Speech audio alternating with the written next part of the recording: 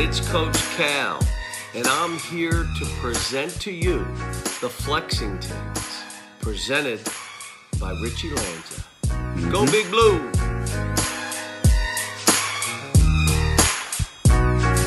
Saturday, December 23rd. Big Blue Nation, West Shakin', Richie Lanza checking back in for another edition of the Flexingtons. Another victory to cover, taking care of our little bros in their home crib. Second biggest deficit they've ever taken to us. Biggest in the Yum Center. Of course, U of L recap we'll get to. We got a Big Z update. We got a class of 24 commitment update. We got another one, y'all. And we got two topics that I failed to even get to when I previewed them on last episode's intro. My apologies, of course. We'll get to that too. Happy holidays, Big Blue Nation. I hope y'all are going to have another good Christmas with the family, with your loved ones, whatever it may be. Hope you have a good one.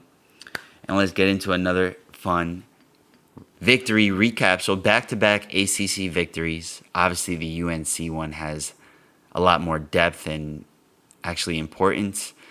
We're low-key rooting for Louisville this year. Whenever they can get any type of win, it'll solidify us taking care of business at home this past Thursday.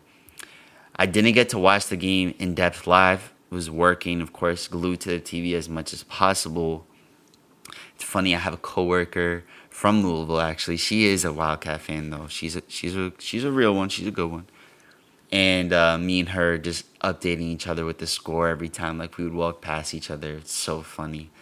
And you can say we both dabbled on that 14 line, and we covered pretty easily. But anyways, back to the game, right? We're at full strength. Yum Center is looking more blue than ever. Callers were calling in saying that majority of the fans were blue, were Kentucky fans. This has never been done before. We did see or hear from U of L callers saying they have great seats, they have season tickets, but they were never planning on selling them and letting anyone blue sitting in their seats. Regardless, we got it done, took care of business, 95-76, and I mean, I got to watch the game, obviously. I replayed it. This was one of those moments for Louisville or any U of L fan where regardless of what happens the next couple of years, you're going to have to take a back seat for a little bit, especially for basketball. Say we beat you the next 2 years, right? Or y'all beat us one out of the next 2 years. We still just embarrassed y'all at home. Your home crowd got so quiet. By the second half, it was basically a home game for Kentucky. And that's embarrassing.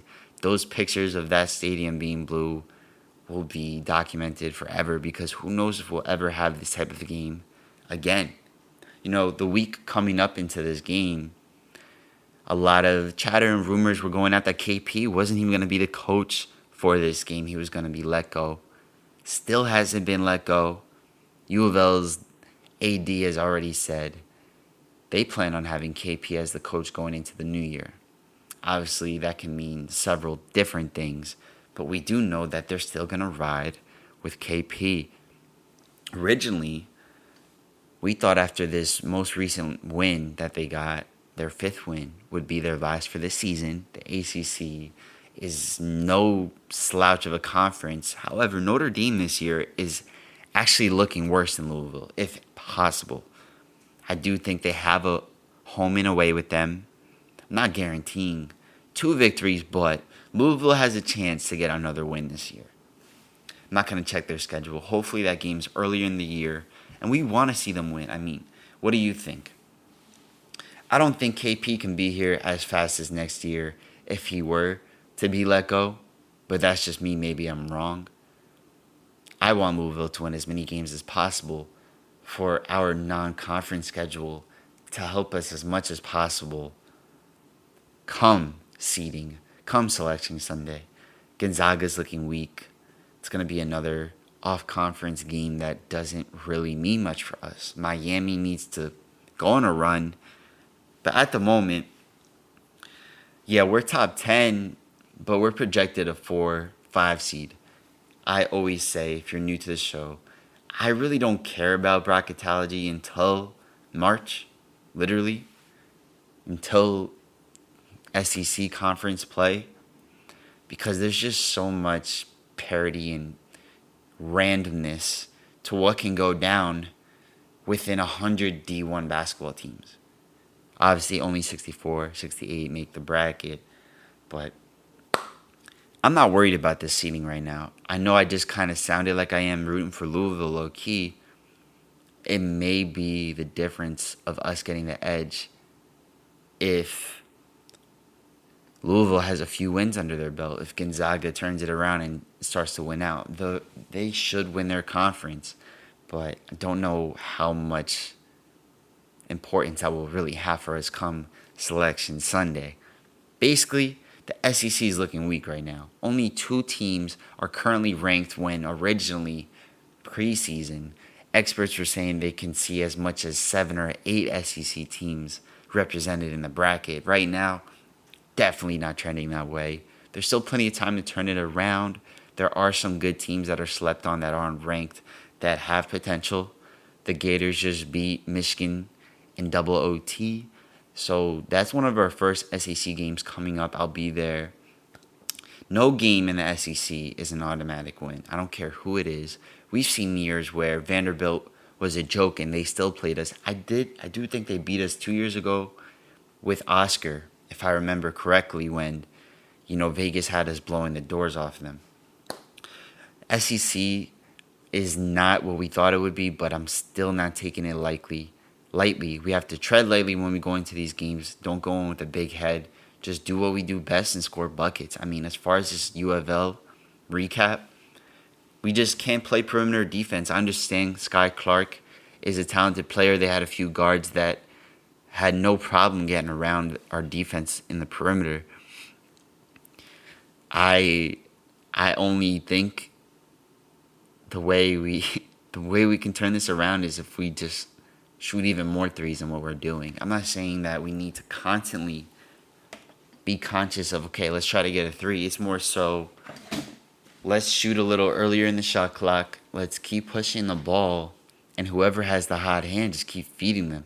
And what's great about this team, we've mentioned so many times, there's shooters everywhere. Say Antonio Reeves is 3 of 4. It's early in the game from 3, right? He has the hot hand. He's hit 2 in a row, 3 out of 4, right, for example. If you're guarding Antonio Reeves in this moment, you're doing everything you can to stop him. And this is only going to lead to open looks. Because what happens is the help defender knows that Antonio Reeves is hot. They see the ball being swung to him and him squaring up to shoot. We have guys that are just so unselfish. They're going to make the right play. We're going to have a Reed Shepard, a DJ Wagner, somebody wide open, Trey Mitchell, Aaron Bradshaw, you name it. We got shooters everywhere. And one thing, so I watched this game 2 times in depth and detail, and then, like I said, at work. Something I noticed so much about Justin Edwards, he plays how he should as far as taking shots and the motion of the game, etc. But I've mentioned it before. I think he's just so used to being around dead-eye sniper shooters that he feels he has to always take that shot. I'm not saying he should always avoid it. We've seen him hit it. He's just on a lower tier than everyone we've mentioned as far as three-point shooting. Definitely Trey Mitchell. Definitely Reed. Definitely Rob. Definitely Antonio. DJ is a little bit better, but all those other guys are on a whole nother tier as far as shooting from 3. Justin Edwards doesn't need to be that for us. If you're wide open, I get it. But if you're half open and somebody's starting to contest your shot, maybe hit them with the pump fake and do what you do best and take it to the cup. Use your athletic ability. Try to get it and 1. That's a more efficient three-point play for Justin Edwards. Hitting a free throw is easier for him than hitting a three-pointer, unfortunately. But listen, he has plenty of time to work on his game. I still think he's going to be a one and done. His draft stock is still in question. I'm not about to just be bold and make that prediction, but I do think he's a first rounder just with all his potential. He just needs to show he has that motor. I'm not sure if NBA scouts are questioning if he has that drive and that motor and a love for the game, but that's what I see from afar. It's just set on another level. The passion in Rob Dillingham when he plays is just so intense. Like, I understand Justin Edwards isn't that type of person. He's more of a mellow, shy kid. But you can just see that some of these other guys wanted more. DJ Wagner, very passionate. Reed, passionate. Antonio gets very into it also. Trey Mitchell gets very into it. I just think Justin Edwards needs to bring more energy and stop thinking that he can shoot threes like everyone else. He's got to understand, as far as going full speed downhill in the paint to the cup, he's probably the most talented on the team. I mean, Aaron Bradshaw has such a wingspan and athletic ability. He might be number one. Adu is pretty good too, but he's not great at finishing. I really think Justin Edwards needs to realize, what can I bring to the table to help the team get better? I feel like he's just trying to play his ball, play within the motion, and get open shots. But it's just something mental with him. I feel like when he sees shots not fall, he starts to get in his head, and we're seeing his minutes be affected by it. Unfortunately, previously projected number one overall pick in the 2024 draft, Justin Edwards is not a top 6 guy on our team. As far as effort, he's not even top 7. Adu brings a lot more when he comes to the court. He's physical. He talks on defense. He's going to talk smack to the other team, clap in their face, all that. He brings a lot more.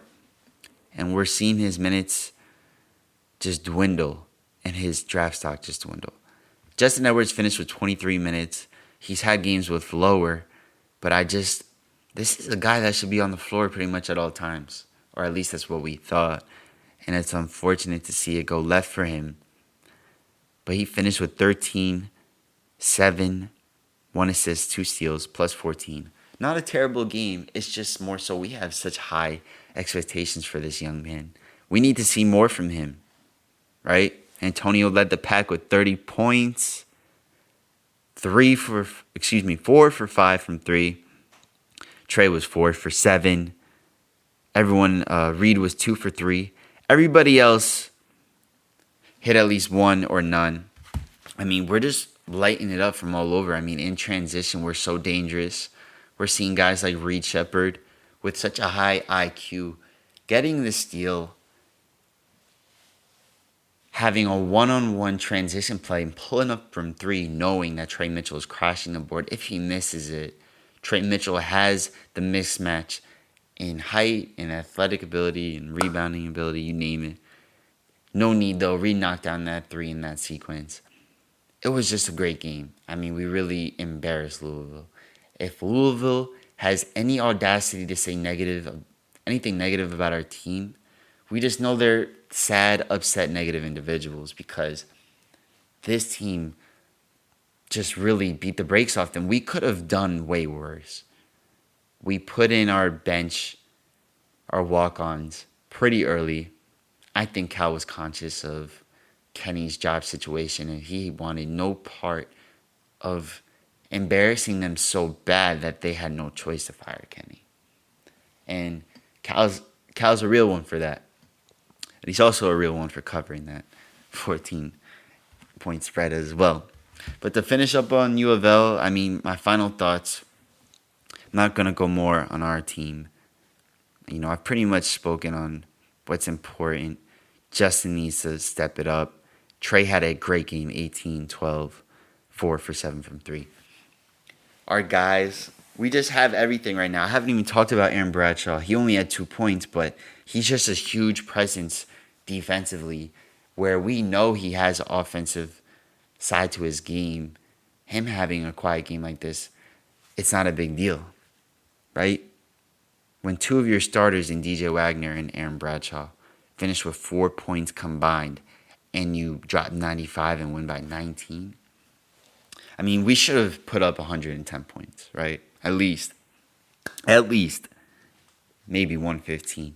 Anyways, final thoughts. Sky Clark looked nice.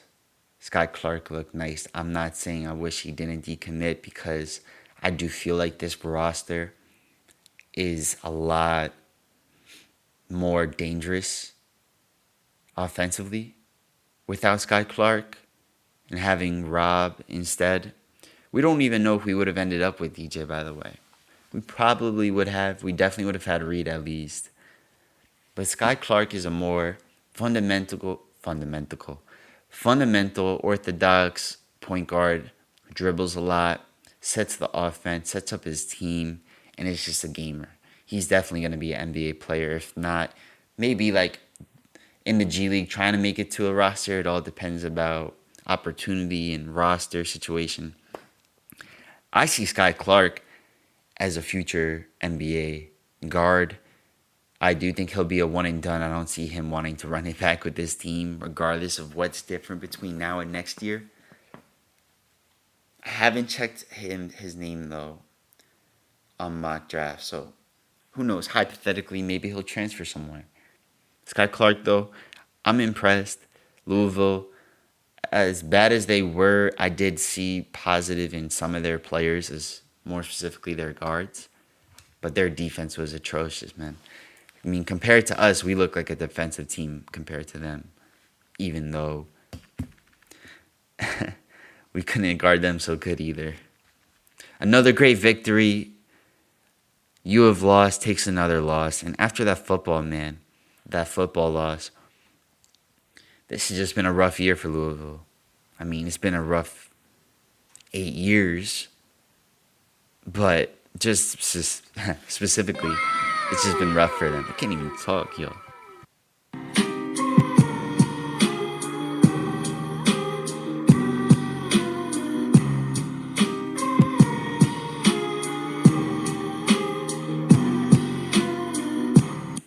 Unless you're new here, you know that music means I got something bad to say. As far as Zvonimir Visic, Big Z update, it's not looking good, y'all.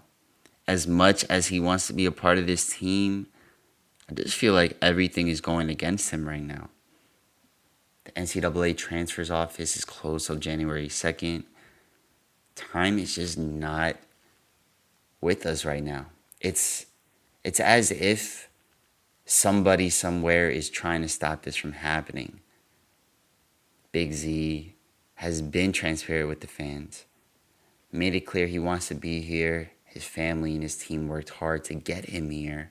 He's been maintaining a great GPA, but it has nothing to do with that. It's all about how he was a pro overseas. He was getting paid to an extent.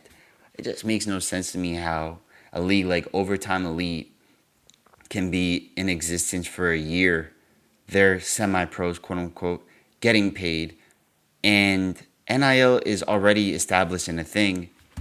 So Rob is allowed, Somto is allowed, but how is Big Z not allowed? It just doesn't make sense to me. Obviously, there's more information that I'm lacking in figuring out what's taking so long, to me it should just be black or white. Y'all need this or he can't be eligible. Why can't you just decline us already? Why are you giving us false hope? Big Z had a post. I'm going to read it out and then I'll explain more detail about it. I met with Coach Cal and discussed going home for the holidays. My family and I worked really hard to gain admission to Kentucky, which took quite a while. With the ups and downs to this process, it's been stressful and emotional for me and my family, but I can tell all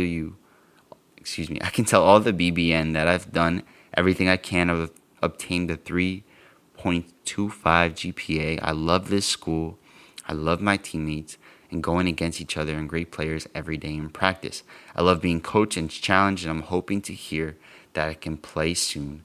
Go BBN. So this post was basically him explaining, yes, I am going to go home for the holidays. I do miss my family. Hopefully we hear from the NCAA soon. And a lot of people were kind of panicking or just, giving up on him saying he's gone. He was a part of an Instagram group chat where he made it clear he's only going to be gone for 7 days. And he posted this before the U of L game. He was at the U of L game. He threw down the L's. He's experiencing Kentucky to the fullest minus being on the court and actually being a player. We do want him. I feel like he can help us. We don't, quote unquote, need him to be a champion. But as mentioned several times, I just think this kid can set us over the edge. Let's stay optimistic. But at the moment, we're hoping those 7 days don't turn into forever. Because we have heard if Big Z does not gain eligibility before the second semester, he is heavily contemplating and considering continuing his draft process back in Europe. What's the point of going to class and being a student if I can't even play on the team? There are so many great benefits to being on the bench with Kentucky, practicing, scouts knowing who you are. I think if he does go back home, it won't be a regret as far as him making it into the league. I do think it'll alter his draft stock a little bit and, he'll make a little less money. Let's just stay optimistic and hope that we can land Big Z's eligibility. We have Ugo back. We have Big Z just sitting there saying, if Ugo gets these 9 minutes, what can I do with those 9 minutes? I already know he feels he should be getting more than 9, but I know he's just sitting there envisioning his moment and his opportunity. Ya no me enojo contigo, solo observo y pienso, me decepcionó y me alejo más de ti, porque yo ya no quiero sufrir, quiero ser feliz. Ladies and gentlemen, welcome Billy Richmond to the Big Blue Nation. We got another Flexington coming out of New Jersey, same high school as Lance Ware, DJ Wagner, and Aaron Bradshaw. Before we even jump into this, I just wanted to play this clip from an interview, kind of get to hear his voice, his personality, and learn a little bit about him. I'm John Serrania with breaking news powered by AT&T 5G. So, Billy, I know you have a decision for us today. You've had a Final Four that you've been deciding between for your college decision. Memphis, LSU, Alabama, Kentucky. Where have you decided to go to college? So after a tough process, speaking with my mom and sister, the decision I made is Kentucky. And the reason I picked Kentucky is because great coaching staff, Calipari, he always keep it real with me. So that's a big reason. Your former teammates, Aaron Bradshaw, DJ Wagner, they both picked Kentucky. They're both at Kentucky. How much is that relationship? How much did it play a part in your decision? It played like 25% because I talked to them a little bit. I asked them how their experience going to Kentucky right now. So they let me know the little things and the big things. So it played kind of a part. So when you think about all the schools you decided between, you think about Alabama, Memphis, LSU, you decide to go to Kentucky. What did you learn throughout the whole process? What did you learn from all those schools? I learned that every game, every college, like they play real different. Like even the defensive possessions, like it was all different. Like Memphis probably had more defensive principles. So they got that. For you, you're in your senior year now. Is your goal to be a one and done to enter the 2025 draft? What's your mindset as you finish up your senior year this year and you go to Kentucky? I'm just looking to have fun in college and just play basketball for fun, because that's my goal. I just play basketball for fun. But if I go one and done, I just go one and done. I'm just see where I lead. And when I talk to people about your game, great athlete, great motor, what are you going to focus on finishing up this year? And then as you go to Kentucky, what elements of your game are you going to look at? Just working on my jump shot more, playing on ball, being more of a PG. I want to come to Kentucky, play a little bit PG, be a big guard, 6'7". Not you don't get too many of those, so I just want to work on that, work on my IQ, getting more screen sets, and playing more off the ball, catch and shoot. Just working on that and keeping my motor high every day. I know for you how exciting it must be. So for your family, what are you feeling? What are the emotions that you guys all have? Just pure excitement. I never thought I'd be here where I'm at today. So this is still new for me. I know my mom proud of me. She tell me that every day, and my sister, she my biggest fan and my biggest critic. Thanks to ATE and Sharpe GLD for helping me announce my decision. BBN Nation, let's go. Let's go. Billy Richmond, y'all. So you heard him say it himself. 6'7", wants to play some PG, wants to play off the ball, catch and shoot. This is a 6'7", 210-pound lefty, high motor, who has really been developing guard skills and facilitating, creating, and getting his guys involved. This is somebody who's going to bring effort on both sides of the ball, intensity. You hear him, he sounds like grateful, he's enjoying the moment, humble, even though, all these schools want him. He made the right decision in Kentucky. He's going to fit great with this class. Once we pretty much have the class finished up, we'll completely go over the class. That's more of like a summer thing, but we'll do it eventually. We're trying to get VJ Edgecombe. If we land him, that's the cherry on top. Like I said, our class is already looking right. JQ, Jaden Quayton, Somto, Cyril, Travis Perry, Boogie, Flan, and now Billy Richmond. I think VJ would be the perfect fit. We're going to lose Antonio, Rob, Reed, Justin Edwards. There's plenty of opportunity. At the wing position, I do think VJ is on another level than Billy. Billy is rated 34th on ESPN and 24th on 24/7. Both have him as a 4-star. He's a Memphis native, but he's playing high school, like we mentioned, in Jersey. I think Billy is going to be great for the team.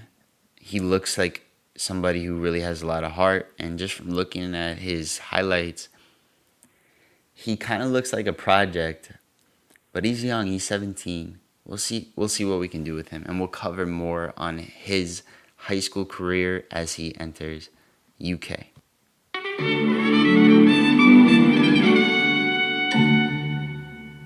Last episode, I previewed 2 topics and failed to touch them. We're about to hit them now. Boogie Cousins, we did speak on earlier on in the season. Actually, earlier on in the offseason, right before preseason time, Boogie signed a small little contract with the Warriors, but we never got to see him hit the court. I'd be lying to you if I had the details of what went left there, but he never got to be in the NBA this year. And just recently, last week, earlier this week, he signed a 10-day contract with the team in Taiwan. How do I feel about this? I mean, maybe Boogie just loves the ball. We've seen him do that in Puerto Rico. I think he just missed playing ball. He doesn't want to be in the G League. It's kind of like demeaning to him, and he could be more low-key overseas elsewhere. I think it's for the love of the game. He's going to do a 10-day, give Taiwan a chance. And if he's liking it, we can see him continuing playing ball at a pro level and getting paid to do what he loves. And at the end of the day, that's what it's all about. Kind of going to combine these 2 topics into one because they're not too lengthy. So if you haven't seen it, there's a Somto Cyril video. People are claiming it's 415 pounds, and he's squatting it with one leg. Originally, just from the eye test, I didn't bat an eye looking at it, of course. Have one of my smart-ass gym head friends telling me it's fake, and, as you watch it more, you kind of question it a little bit, and the weights do look type light the way he was bouncing up and making them look lighter than 415 pounds. So that kind of leads me into this conspiracy. Like, why would somebody post a video using fake weights? Why would somebody be working out and have fake weights there at a workout? So that's why I kind of feel like the video is genuine if I had to pick an answer. But it's one of those question everything scenarios. If it is fake, it's kind of goofy to me to do that because there are plenty of people that are familiar with this type of weight and workout, regardless that you're 6'9", 230 plus pounds, whatever his weight is. It is interesting to know that this might be a fake video. And I was reading the comments. Majority of them were actually just like complimenting or acknowledging how insane that is. But there are a few people in there saying it's fake weight. So it's kind of hard to tell. Usually when something is definitively fake, every comment says that. I kind of feel like the comment section now is just where you find your answers. It's where it exposes people. It's where you find information. At the moment, I can't confirm that it's a fake video. Right now, the verdict is that it's real. But if you haven't seen it, check it out. I believe Overtime posted it. If it's not on Somto's Instagram, check it out on Overtime's Instagram.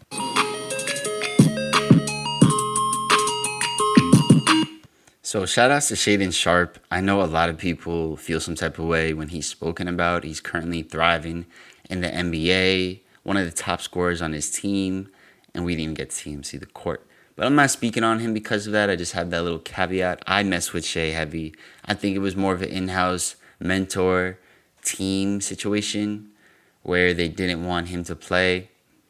Regardless, just wanted to touch on him real quick before we touch on the NBA games and close out the show. This was a cool stat and I had to share it with you. Among players to average at least 25-5-5 over a 5-game span at the age of 20 or younger, only LeBron has had a higher true shooting percentage. So just think, even the studs that skipped college, there have been plenty of huge NBA names in the history of basketball that have played at 20 or younger. Nobody has had a more efficient 5-game span than Shaedon Sharpe besides LeBron. It could be viewed as a light stat, like whatever. Nah, it isn't. This is impressive. He is a professional hooper. He's a professional bucket getter. And if you don't have any, you don't have anything going on in Portland's on, give them a watch because my man's is a glorified bucket.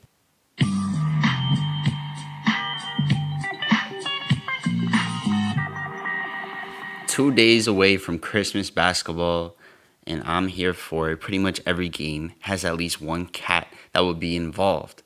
Most Christmas Day over the years, you do think of basketball. It's a huge part of it. There's been some great matchups, some great players, and it's a memory to have it in the background during Christmas. This year, we'll hit a little different. We're going to have football also. It's Monday.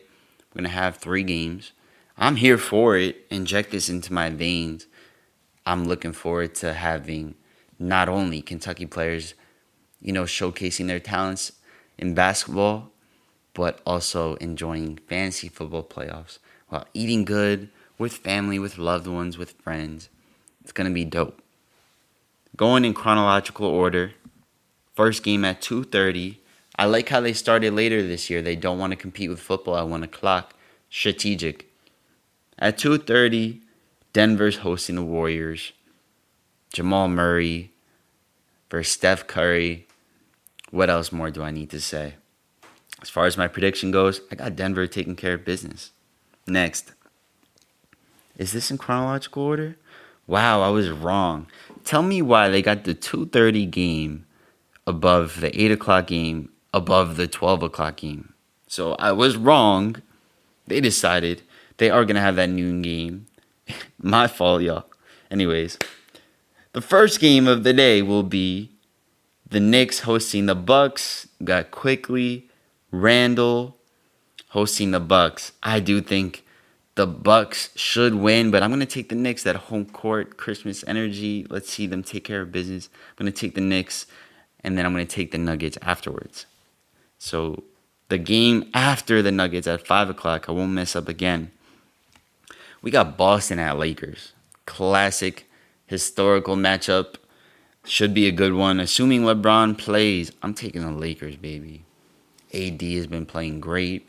As special as Tatum is, I do think their team isn't all that, honestly. I know they're great in the East, but when you match up with these best teams in the West, which are several to really give that title to, the Lakers are one of them where, with a healthy LeBron, healthy AD, they can beat anyone, especially in a 7-game series.